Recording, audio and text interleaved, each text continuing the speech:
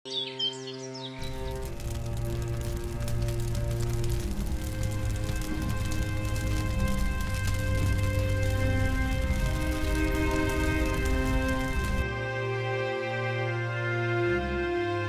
देखो देखो, ये कितना मनहूस बच्चा है जिसने जन्म होते ही अपने पिता को खा गया।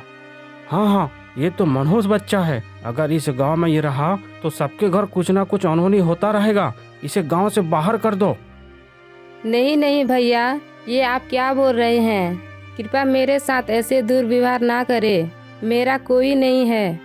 अगर आप मुझे गांव से बाहर कर देंगे तो इस बच्चे को लेकर कहाँ जाऊंगी? मैं आप सबके आगे हाथ जोड़ती हूँ, मुझ पर रहम कीजिए। देखो गंगा, हमारा तुमसे कोई दुश्मनी नहीं है, लेकिन यह बात भी सच है ना कि इसके पैदा होते ही उसका बाप मर गया। भैया, इसमें इस बच्चे का क्या दोष? यह तो मासूम है। यह तो अभी अभी इस दुनिया में आया है। नहीं नहीं, चाहे जो भी हो, यह बच्चा इस गांव में नहीं रहेगा। तुम चली जाओ इस बच्चे को लेकर। यह आप लोग कैसी बातें कर रहे हैं? इस छोटे से बच्चे को लेकर मैं कहाँ जाऊंगी? मैं इस बच्चे को कैसे पालूंगी? भीख मांग लेना या किसी के घर बर्तन साफ कर लेना, लेकिन तू इस गांव में बिल्कुल नहीं रहेगी। इस तरह गांव वालों ने गंगा के लिए थोड़ी भी रहम नहीं दिखाई। गंगा अपने बेटे गोपाल को लेकर गांव से बाहर चली गई। हे भगवान, तू किस जन्म के पाप की सजा दे रहा है? मैं इस मासूम को लेकर अब कहाँ जाऊंगी? लोगों में तो इंसानियत तो आज मर गया, लेकिन क्या तू भी आंख बंद कर दिया है?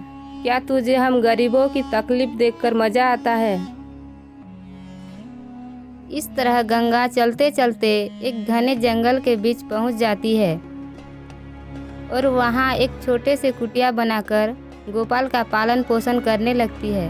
समय आया, गोपाल अब जवान हो गया। माँ, मुझे समझ में यह नहीं आता, हम गांव से दूर इस जंगल में क्यों हैं? दूसरे लोगों की तरह गांव में क्यों नहीं रहते? बेटा, शायद हमारी नसीब में यही लिखा है। माँ, ये नसीब कौन लिखता है? यह किस्मत क्या होता है? और जिसने भी लिखा है वह हमारी किस्मत में इतनी परेशानी ही क्यों लिखा है? यह तो पता नहीं बेटा, यह तो वही बता सकता है जिसने इस दुनिया को बनाया है। वह कौन है और कहाँ रहता है? माँ, मैं उससे मिलकर यह जरूर पूछूंगा कि उसने हमारी ज़िंदगी में दुख ही क्यों लिखा है।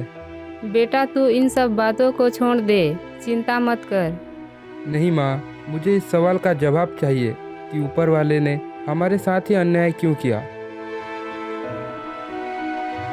गोपाल रात भर सोचता रहा कि उसके साथ आखिर हो क्या रहा है।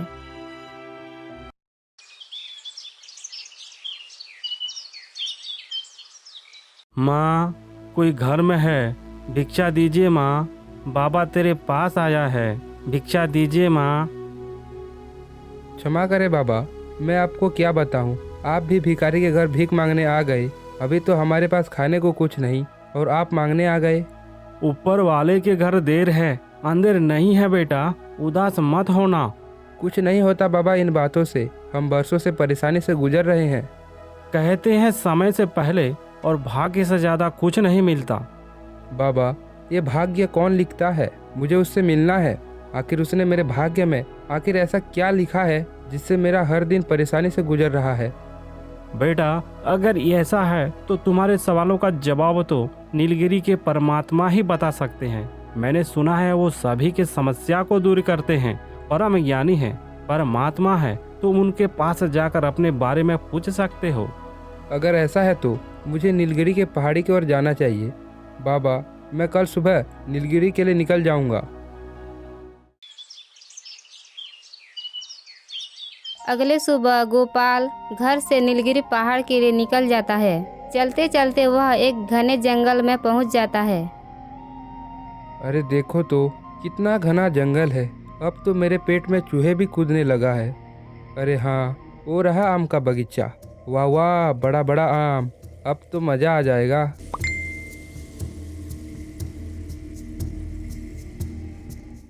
अरे ओ लड़के, तेरी इतनी हिम्मत! ये राजा जी का बगीचा है और तूने बिना सोचे समझे आम तोड़ दिया। चल अब राजा के पास चल। सैनिक गोपाल को पकड़कर राजा विनोद के पास लेकर आ जाते हैं। तुम्हारी इतनी बड़ी साहस, तुमने राजा की शाही बगीचा से आम चुरा लिया। महाराज मुझे माफ़ कर दीजिए, मुझे बड़ी भूख लगी थी। घर से बिना कहे माँ को अकेला छोड़कर भाग आया हूँ। ये क्या बोल रहे हो तुम? माँ को अकेला छोड़कर भाग आए हो? वैसे कहाँ जा रहे हो तुम? महाराज मैं नीलगिरी की पहाड़ी की ओर जा रहा हूँ। गोपाल ने राजा को सारे आपबीती बता देता है।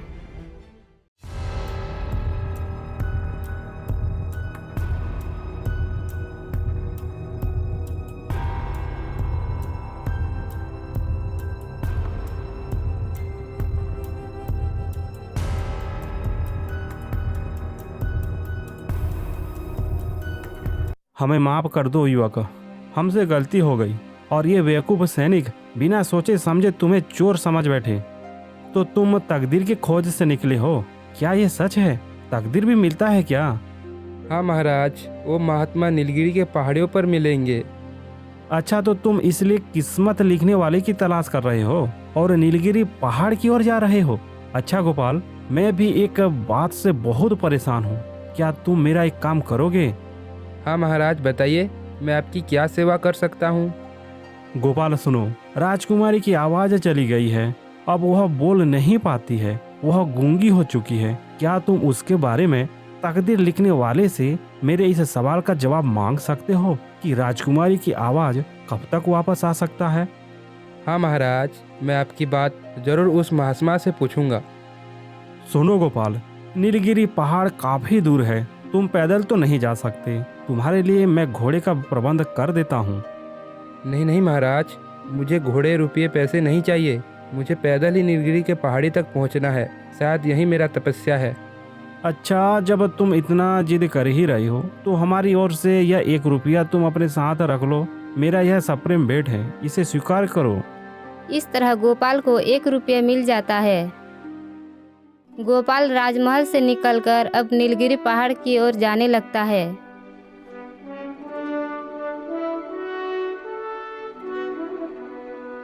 अरे भाई, चलते चलते थक गया हूँ। अब थोड़ा इस पेड़ के नीचे आराम कर लेता हूँ। गोपाल जैसे ही नीम के पेड़ के पास जाता है, पेड़ का छाया गायब हो जाता है। अरे ये क्या, इस पेड़ की छाया अचानक गायब क्यों हो गया? अरे रुको, जरा ठहरो राहगीर, ऐसे भी क्या जल्दी है तुमको? अरे ये किसने कहा? यहाँ तो कोई नहीं है। मैं हूँ, नीम का पेड़। अरे ये क्या, यह पेड़ तो बोलता भी है। मैं तो सदियों से यहाँ खड़ा हूँ, कई लोगों को आवाज दिया पर कोई सुना नहीं, पर तुमने मुझे सुन लिया। अरे पेड़ भैया, आप लोगों को क्यों आवाज़ देते हो और ये आपकी छाया गायब क्यों हो जाता है? अरे क्या बताऊँ भाई, ना छाया दे पा रहा हूँ, ना फल आ रहे हैं। मेरा तकदीर तो ऐसे ही खराब है। अरे रे, ये कैसा संयोग है। मैं भी तो तकदीर का मारा घूम रहा हूँ। वैसे तुम कहाँ जा रहे हो? क्या नाम है भाई तुम्हारा? मेरा नाम गोपाल है पेड़ भैया, और मैं तकदीर लिखने वाले से मिलने जा रहा हूँ। अरे गोपाल भाई, वहाँ जाकर मेरा भी एक काम कर देना। मेरा फल, मेरा छाया अब गायब हो जाता है। मुझे इस परेशानी से मुक्ति कब मिलेगा, इसके बारे में भी जरूर पूछ लेना। ठीक है पेड़ भैया, मैं ज़रूर आपकी समस्या के बारे में महात्मा जी से पूछूंगा। अरे गोपाल भाई, मैं तुमको तो कुछ नहीं दे सकता हूँ। हाँ, लेकिन कुछ दिन पहले यहाँ से कुछ लोग जा रहे थे, उनके 1 रुपये गिर गया था, वो रहा, अब भी पड़ा हुआ है। तुम उसे मेरा भेंट समझकर रख लो, आगे तुम्हारा काम आ सकता है। गोपाल पेड़ के नीचे पड़े हुए 1 रुपये को लेकर आगे निकल जाता है।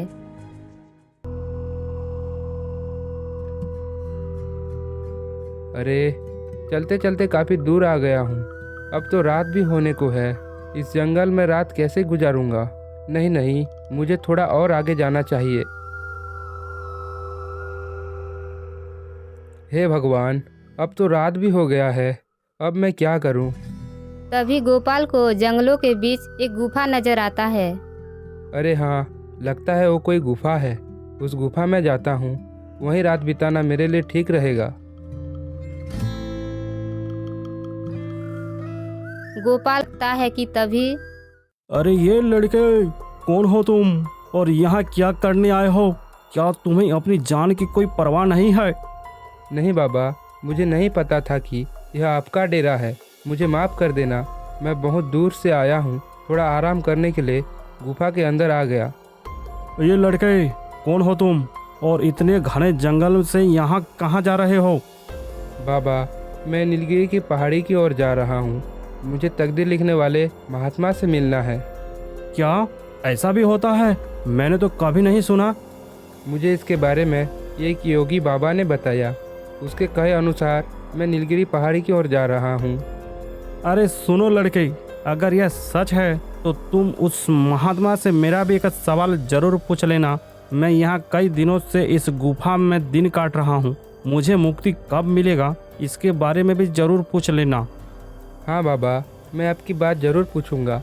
बस मुझे यहाँ रहने की इजाज़त दे दीजिए। मैं कल सुबह होते ही निकल जाऊँगा।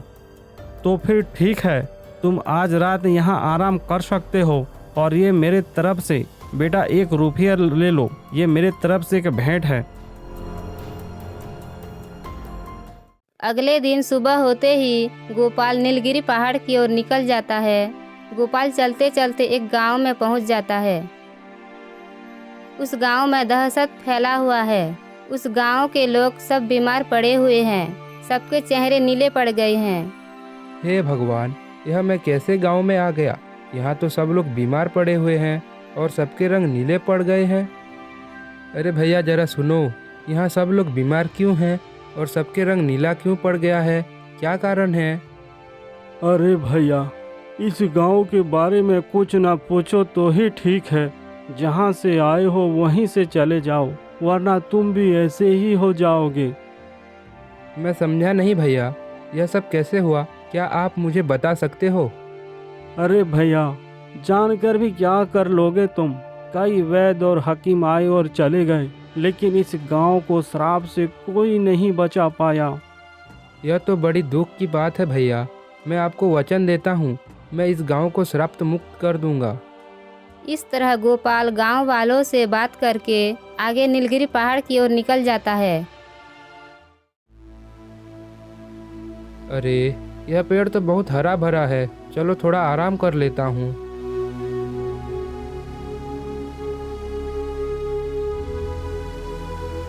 अरे ये तो कोई इंसान है, जरा देखो तो कितना निडर है। लोग मेरे से डरते हैं और ये मेरे ही पेड़ के नीचे आराम से सो रहा है। अरे देखो तो, इसके चेहरे पर तो नीले रंग नहीं दिख रहा है। इसका मतलब इसको मेरे श्राप का कोई असर नहीं हुआ है। चलो अभी मैं इसको काट लेता हूँ, फिर देखता हूँ इसका चेहरा नीला होता है कि नहीं। सांप गोपाल को काटने ही वाला था कि तभी गोपाल के हाथ से सिक्के गिर जाते हैं। अरे ये सिक्का तो कोई दूसरे राज्य का लगता है। इसका मतलब ये लड़का किसी दूसरे राज्य से आया है, तभी तो इसको मेरे श्राप का कोई असर नहीं हो रहा है। नहीं नहीं, मैं किसी निर्दोष को नहीं काट सकता।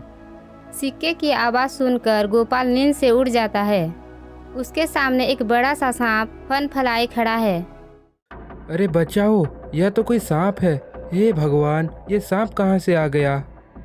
अरे रे, डरो मत लड़के, मैं बेकसूर लोगों को सजा नहीं देता।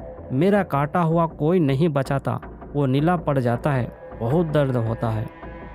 क्या कहा आपने? नीला पड़ जाता है? इसका मतलब उस गांव वालों को आपने ही श्राप दिया है।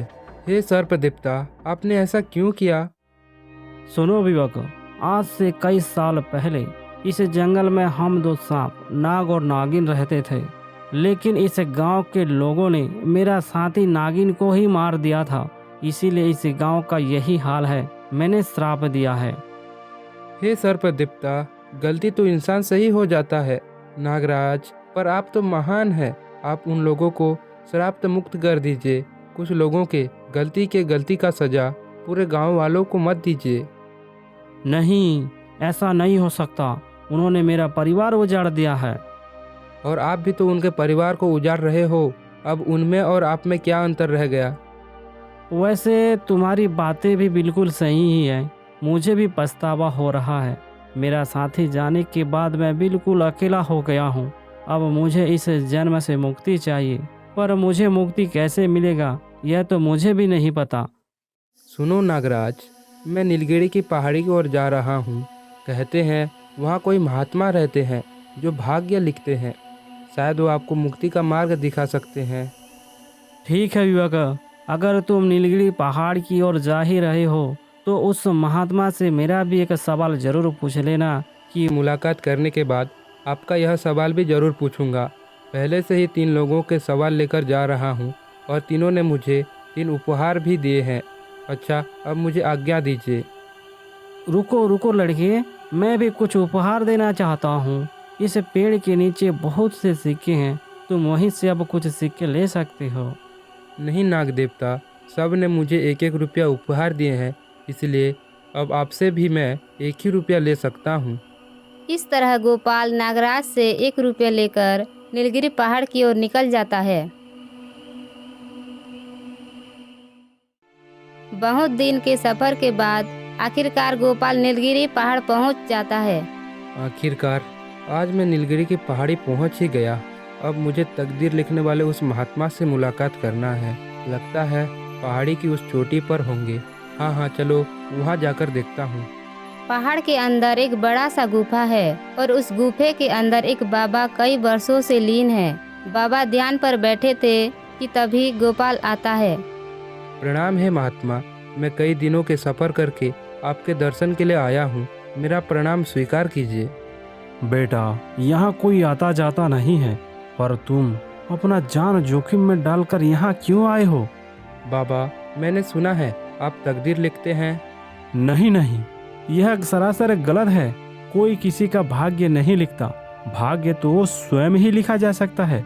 जैसा कर्म वैसा फल। बाबा, मैं तो अपने जीवन में किसी का बुरा नहीं किया, तो फिर मेरे साथ ही बुरा क्यों हो रहा है? बचपन में पिताजी गुजर गए, गांव वालों ने गांव से भगा दिया और अब दर दर भटक रहा हूँ। आपने ऐसा क्यों लिखा मेरे भाग्य में? गोपाल की बातों को सुनकर बाबा चुप रह जाते हैं। गोपाल को जवाब नहीं देते हैं। बाबा अपना आंख बंद कर देते हैं और लीन हो जाते हैं। बाबा, आप चुप क्यों हो? आप मेरे सवालों का जवाब क्यों नहीं देते? अच्छा, तुम मुझे बताओ, तुम्हारे पास कितने सवाल हैं जो कभी खत्म होने का नाम ही नहीं ले रहे हैं?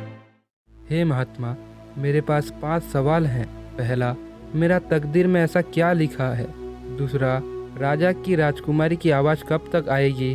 तीसरा, नीम की पेड़ का समस्या कब हल होगा? चौथा, तांत्रिक को मोक्ष कब मिलेगा? पाँचवा, नागराज को मुक्ति कैसे मिलेगा? सुनो बेटा, मैं सिर्फ और सिर्फ 4 सवालों का ही जवाब देता हूँ। अब तुम बताओ, कौन कौन से सवालों का जवाब चाहिए? अरे ये क्या, बाबा तो सिर्फ 4 सवालों का जवाब देंगे और मेरे पास तो 5 सवाल हैं। बाबा, कृपया आप मुझ पर रहम करो। बहुत दूर से परेशानी का सामना करके मैं आपके पास आया हूँ। कृपया आप 5 सवालों का जवाब दे दीजिए। नहीं नहीं बेटा, सिर्फ और सिर्फ 4 सवाल का ही जवाब मिलेंगे। यह क्या बोल रहे हैं महात्मा जी? इसका मतलब अगर मैं अपना सवाल और जवाब मांगूं तो बाकी लोगों को जवाब नहीं मिलेगा। अगर मैं अपना सवाल छोड़ दूं तो बाकी लोगों को सवालों के जवाब मिलेंगे। यानी कि मुझे किसी एक सवाल को छोड़ना होगा। लेकिन मुझ पर उन लोगों ने विश्वास किया है और मैं उनका सवाल का जवाब नहीं लेकर जाऊंगा तो विश्वासघात हो जाएगा। नहीं, मैं ऐसा नहीं कर सकता। भले मैं अपना सवाल का जवाब नहीं लूँगा, लेकिन जिन लोगों ने मेरे ऊपर भरोसा किया है मैं उनका सवाल का जवाब ज़रूर लेकर जाऊँगा। हाँ, यही ठीक रहेगा। तो ठीक है बाबा, आप 4 ही सवालों के जवाब दे दीजिए। राजकुमारी की आवाज़ कब तक आएगी? नीम की पेड़ की छाया गायब क्यों हो जाता है? तांत्रिक को मोक्ष कब मिलेगा? नागराज को मुक्ति कब मिलेगा? ठीक है बेटा, तो चलो मैं तुमको इन 4 सवालों के जवाब भी बता देता हूँ। बाबा ने उन 4 सवालों के जवाब को एक एक करके बताने लगते हैं। ठीक है महात्मा जी, मैं अब चलता हूँ। आपका बहुत बहुत धन्यवाद। गोपाल बाबा से 4 सवालों के जवाब को लेकर वापस लौटने लगता है। पता नहीं किस जन्म का सजा भुगत रहा हूँ। अरे जरा देखो तो भला, मैं अपना सवाल लेकर आया था लेकिन मेरा जवाब नहीं मिला। दूसरे 4 लोगों का जवाब लेकर जा रहा हूँ और देखो तो बदले में मुझे क्या मिला। यह सिर्फ 4 रुपये? लगता है मेरे तकदीर में ये 4 रुपया ही लिखा है। मेरा 4 रुपये का तकदीर। गोपाल खुद से नाराज होकर उन 4 रुपये को अपनी झोली पर डाल देता है और आगे चलने लगता है। चलो इस नागमणि को जल्दी से मंदिर में स्थापित कर देता हूँ, जिससे गांव वालों को उस नाग के श्राप से मुक्ति मिल जाएगा। गोपाल नागमणि को जैसे ही मंदिर में स्थापित कर देता है, देखते ही देखते वह गांव श्राप से मुक्त हो जाता है। गांव वालों को श्राप से मुक्ति दिलाने के बाद गोपाल तांत्रिक के पास चला जाता है। ठीक है बेटा, अगर ऐसा है तो तुम इस जादुई छड़ी को और कमंडल को अपने पास रख लो और मुझे मुक्ति दे दो। अरे तांत्रिक को भी मुक्ति मिल गया। अब मैं उस बूढ़े पेड़ के पास जाता हूँ। अच्छा तो तुम आ गए, बड़ी देर लगा दी भाई तुमने आने में। अच्छा बताओ क्या कहा महात्मा जी ने? सुनो पेड़ भैया, मैं इस जादुई की छड़ी को स्पर्श करा देता हूँ, उसके बाद आपको मुक्ति मिल जाए। चलो भाई, इस तरह तीनों को तो मुक्ति मिल गया। अब राजा की बारी है। चलो राजमहल चलता हूँ।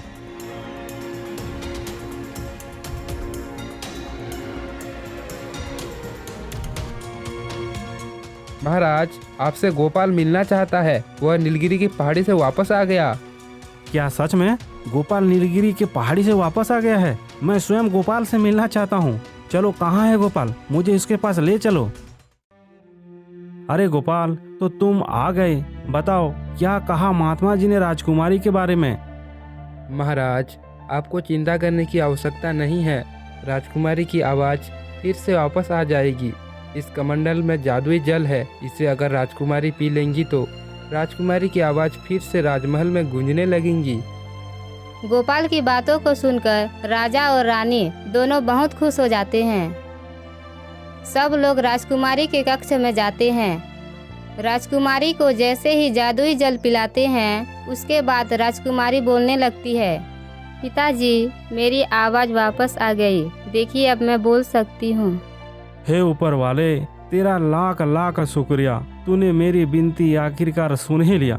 मेरे सुने आंगन को संगीत से भर दिया। और गोपाल, तुम मेरे लिए किसी देवदूत से कम नहीं हो। तुम्हारा भी बहुत बहुत शुक्रिया। महाराज, मैं कोई देवदूत नहीं हूँ। मैं तो एक साधारण सा इंसान हूँ। मैं तो अपने सवालों का जवाब के लिए गया था, लेकिन दुर्भाग्यवश मुझे अपने सवालों का जवाब नहीं मिला। लेकिन 4 लोगों के सवालों का जवाब लेकर आ गया। 4 लोग? इसका मतलब तुम और भी लोगों के सवाल को लेकर नीलगिरी गए थे? हाँ महाराज, महात्मा जी ने सिर्फ 4 लोगों के बारे में ही बताया। मैंने नागराज का सवाल, एक तांत्रिक का सवाल, एक बूढ़े पेड़ का सवाल और आपका सवाल का जवाब लेकर आया। अच्छा गोपाल, मुझे ये बताओ, ये सब चमत्कार हुआ कैसे? मुझे विस्तार से बताओ, मुझे बड़ी उत्सुकता हो रही है। महाराज, मुझे आपके जैसी समस्या से घिरे और 3 लोग मिल गए और इस तरह से 4 लोगों का सवाल लेकर गया और मेरे सवालों के साथ 5 सवाल हो गया। लेकिन महात्मा जी ने 5 सवालों के जवाब देने को इनकार कर दिया। तभी मैंने आप लोगों के 4 सवालों का जवाब मांगा। महाराज, मैंने सबसे पहले देखा एक गांव में बहुत से लोग बीमार थे। उस बीमारी का कारण एक नागराज का श्राप था। जब मैं उन सवालों का जवाब लेकर आया तो सबसे पहले नागराज के पास गया। अरे तो तुम वापस आ गए? अच्छा, महात्मा जी ने क्या बताया था? मुझे मुक्ति कब मिलेगा, कुछ बताओ तो। बाबा ने बताया कि जब आप गांव वालों को श्राप से मुक्त नहीं कर देते तब तक आपको मोक्ष नहीं मिलेगा। तो चलो ठीक है, तो फिर मेरा ये नागमणि तुम ही लेकर जाओ और उस गांव के मंदिर में इस मणि को स्थापना कर देना। उसके बाद वह गांव श्राप से हमेशा हमेशा के लिए मुक्त हो जाएगा। इतना कहकर नागराज अपना मणि गोपाल को दे देता है और वह अंतर ध्यान हो जाता है। गोपाल नागमणि को लेकर गांव आता है और गांव के लोगों के साथ उस मणि को मंदिर में स्थापित कर देता है और देखते ही देखते वह गांव श्राप से मुक्त हो जाता है। तुम्हारा बहुत बहुत शुक्रिया बेटा, तुमने हमें इस श्राप से आज मुक्ति दिलाया है। तुम तो हमारे लिए भगवान के बराबर हो बेटा। अरे नहीं बाबा, मैंने आपको वचन दिया था ना, मैंने वह वचन पूरा किया। अब आप किसी भी जीव जंतु को हानि नहीं पहुंचाना, ठीक है? ठीक है बेटा, अब हम इस बात का जरूर ध्यान रखेंगे। अच्छा गोपाल, दूसरा सवाल कौन सा था? महाराज, दूसरा सवाल तांत्रिक का था। महाराज, मैं गांव वालों को श्राप से मुक्त होने के बाद सीधे तांत्रिक के पास गया। अरे तो तुम वापस आ ही गए, मैं तुम्हारा ही इंतजार कर रहा था। बताओ बेटा, क्या हुआ? क्या तुम्हारा मुलाकात महात्मा जी से हुआ था? अरे हाँ बाबा, हुआ था। उन्होंने कहा आप अपना यह जादुई छड़ी और कमंडल किसी को दे देना, तभी आपको मुक्ति मिल जाएगा। अब इस समय यह जादू की छड़ी और यह कमंडल को मैं भला किसको दे सकता हूँ? तुम ही रख लो बेटा, आज के बाद सभी जादुई शक्ति तुम्हें मिल जाएगा। और हाँ बेटा, मैंने एक नीम के पेड़ को तंत्र से बंदी बना दिया है। मेरे बाद तुम उसको भी इस जादुई छड़ी से मुक्ति कर देना। इस छड़ी को उस पेड़ पर स्पर्श करा देना, जिससे कि उस नीम के पेड़ को आज़ादी मिल जाएगी। तांत्रिक ने अपनी जादुई छड़ी और कमंडल को गोपाल को दे देता है और इस तरह तांत्रिक को भी मुक्ति मिल जाता है। गोपाल, सच में? अरे तुमने तो कई लोगों का मदद किया है। अच्छा, तो फिर उस बूढ़े नीम के पेड़ का क्या हुआ? महाराज, उस तांत्रिक को मुक्ति मिलने के बाद उसके कहे अनुसार उस पेड़ के पास चला गया। अच्छा, तो तुम आ गए। बड़ी देर लगा दी भाई तुमने आने में। अच्छा बताओ, क्या कहा महात्मा जी ने? सुनो नीम का पेड़, महात्मा जी ने कहा था इस जादुई छड़ी को स्पर्श करना होगा, उसके बाद तुम्हें मुक्ति मिल जाएगा। ये तो उस दुष्ट तांत्रिक का छड़ी है जिसने मुझे बरसों से परेशान कर रहा है।